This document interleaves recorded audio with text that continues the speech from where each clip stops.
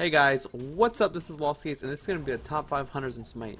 In Smite, hunters are classified as physical damage dealers whose primary source of damage is based on auto attacks. This video has been on hold for a while as the game constantly changes, and I wanted to wait until the game was fully released. Let's go ahead and get started with On Her, Slayer of Enemies. One of the greatest things about Smite is the subtle change to an item or active can have a drastic effect on the meta. In my original draft of this video about 2 months ago, On Her was number 1. With no real changes to his kit, he just kind of fell off. As the game progresses, we're going to see a lot of gods who sport hard CC and great mobility rise.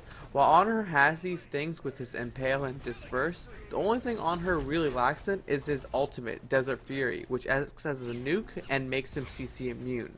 However, compared to other hunters on this list, he acts more of a boxer rather than a team-based hunter. Number 4 goes to Amuzenkab, God of Bees. Since AMC was released, he was all over the place in terms of playability. His skill cap is incredibly higher than most other mages, but the reward is so much greater. As an exception to the rule, AMC provides no hard CC or leaps. However, he makes up in his incredible movement and amazing slow. His bread and butter is his Hive plus Honey combo. His Hive provides a small slow, a 30% movement speed, and a huge 50% attack speed. This means you can reach the attack speed cap quicker, so you can build items with more crit and physical damage.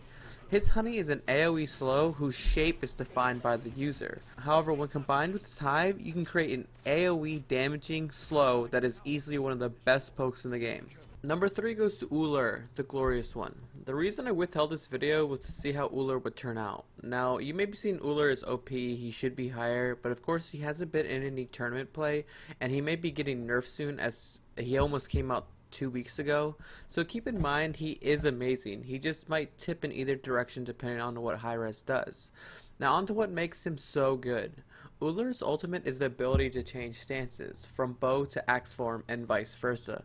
Allure's bow form is his primary damage form as he gets a passive attack speed and power, and his abilities have the longest range of all abilities. His axe form is his utility stance. His thrown axe is a 1.8 stun, longer than any other hard CC on a hunter. He is also built with a leap, movement speed steroid, and a passive lifesteal buff. With a little practice, you can easily control both stances and destroy gods before the stun wears off.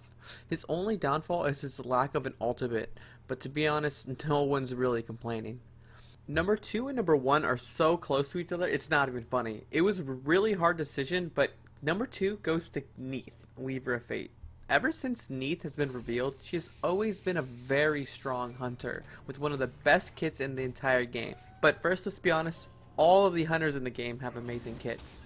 Neath's main ability is Spirit Arrow, a damaging ability that roots enemies it hits. What makes this ability so strong is when comboed with her Broken Weaves passive, it creates a large AoE root plus extra damage. Neath is also coupled with a large AoE heal that's based off of her enemies, and if a Broken Weave is in the area, it increases the heal. Neath also has a backflip to get her out of the sticky situation, which also leaves a Broken Weave. What makes Neath an excellent pick is her ultimate World Weaver, which is a global damaging stun letting her assist in team fights while also clearing objectives. The only thing Neath really lacks is a great steroid, which means she has to get most of her power from her items. Number 1 goes to Apollo, God of Music. Again, it was a really hard choice between all of the hunters. AMC, Neath, and Apollo are all really highly valued in tournament play, but because of the 200k, Apollo had to get the number 1 spot. Apollo is a very straightforward god in terms of Smite hunters. A passive buff, a damage ability, a form of CC, and a dash. However, aside from his first ability, So Beautiful, they are all amazing kiting potential.